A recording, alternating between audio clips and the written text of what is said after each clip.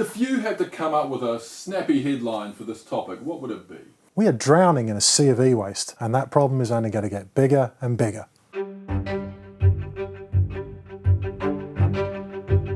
We are producing 50 million tonnes of e-waste every year, and that could double by 2050. Well, this is the problem, right? This is a perfectly good laptop, still works, I could still write my stories on that, but it's heavy, it's cumbersome, I don't want to carry this around everywhere. Forget that.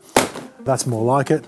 Circle of life continues. Give that a couple of years, I want another one. There's 60 different chemicals and metals in your standard electronic devices. A lot of them hazardous. The UK government estimates that 90% of it ends up in landfill, burnt up, illegally traded. This is not an optimal solution.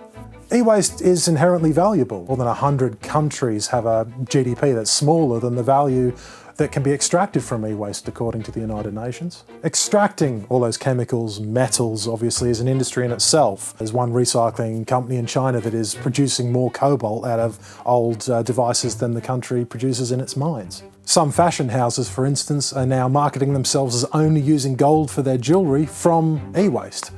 I think I preferred the mobile phone myself. There's also a healthy second-hand market in the components themselves. Of the office computers that get sold and carted away by professional companies, between 75 and 90% of them get refurbished, sold on eBay. The irony there is that the old-fashioned computer, the desktop, is actually a lot more valuable for people retooling these things and reselling them. They're generally more powerful and they last a lot longer. Laptops are a lot harder to resell because they're less durable and they wear a lot quicker. On a global basis, recycling and reselling all those old computers and phones sounds great. But on an individual level, getting rid of old kit is not that easy. Have you ever tried to actually sell or get rid of an old DVD player? I mean, do you want this? No. Point proved. This is e-waste, right? What needs to change?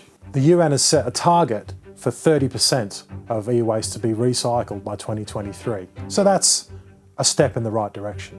More than 60 countries have already enacted legislation to deal with e-waste. We are dematerialising. We used to buy thousands of CDs and DVDs, now we're listening to Spotify and watching Netflix. That, in a way, reduces the amount of hard waste and e-waste. The thing that will have the most impact, as we're seeing in the consumer market, is the consumer themselves. If they demand better designs, more durable designs, things that will last longer, and don't succumb to just upgrading constantly, that could potentially have a huge impact on reducing the amount of e-waste out there.